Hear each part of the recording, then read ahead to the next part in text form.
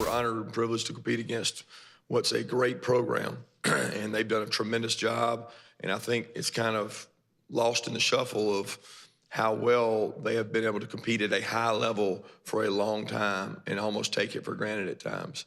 I think it's two great teams. It'll be a great competitive game, and our players are certainly looking forward to the challenges and the opportunity of playing in the championship game.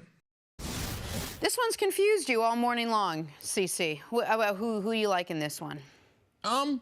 It's not confusing. It's just hard to bet against Alabama because I know their roster. Kirby Smart in his second year in Georgia, he does not have that roster where he wants it. Now, Kirby Smart was the #1 recruiter for Alabama for a long, long time, also being their defensive coordinator. So not only is this about supremacy in the SEC, but this is about recruiting.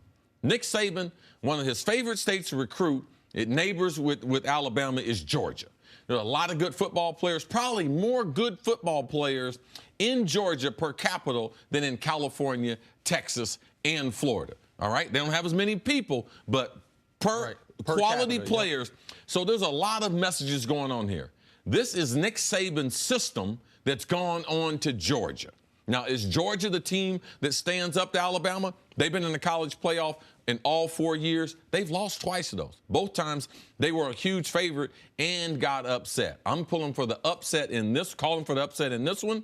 Georgia beats Alabama. Georgia's defensive line gets after their quarterback, creates some turnovers. This Alabama team is good, but it's not one of the great teams that I've seen. And now there are other teams. It may not be fair, because it is good enough to win a national championship. Right. But, man, they've been so dominant and done it for a long time, but their skilled players on the offense side just aren't as good as they have been. It's a testament to what Alabama's done the last decade. Yes. That a team that is not one of their 4 best teams they've had over the decade might win the damn national title. Like, yes. You're not saying they're a bad team. It's just in comparison to the great teams that we've seen.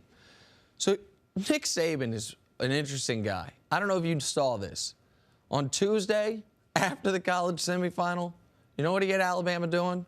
Practicing in shoulder pads, full practice. Like, we're not taking it light. I know you guys have played a full season. I know you guys just came off the biggest win of the year against the defending national champion. Go put the pads on and hit on Tuesday. We're going to treat it just like a regular Monday practice, whatever it would be, given the fact the game was on a Monday.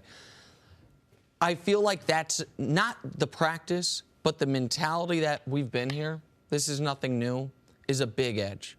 You look at the Georgia players, that true freshman quarterback. Yes. The biggest game of his life was the SEC championship game. Then the biggest game of his life was last Monday. Now the biggest game of his life is today. 3 games in a row, he's played what was, up to that moment, the biggest game of his life.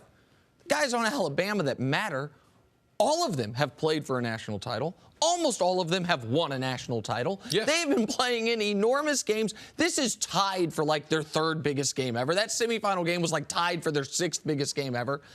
I feel like the experience, even though I think Fromm is a more talented passer than Jalen Hurts, I don't even think that's debatable. Yes. I think this is where I think experience is going to matter. This is where I think coaching experience is going to matter. And you don't have to beat Alabama, what we have seen, unless it was LSU a decade ago. Yep. You need a dynamic run-pass option at quarterback. Dual threat quarterback. Georgia's going to try to beat them playing Alabama's game. I don't love dynasties in college sports, so I am rooting for Georgia. I can't pick against Alabama when someone's trying to beat them at their game. I think it's a close, low-scoring game. If I were to bet it, I'd bet the under. The way I'm going, that almost assuredly means take the over, America.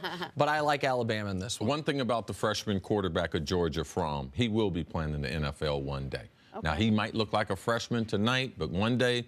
Thanks for watching. Subscribe here to get the latest from the show. Also, be sure to check out more of the best clips from First Things First, or go watch a few segments from our other shows on FS1.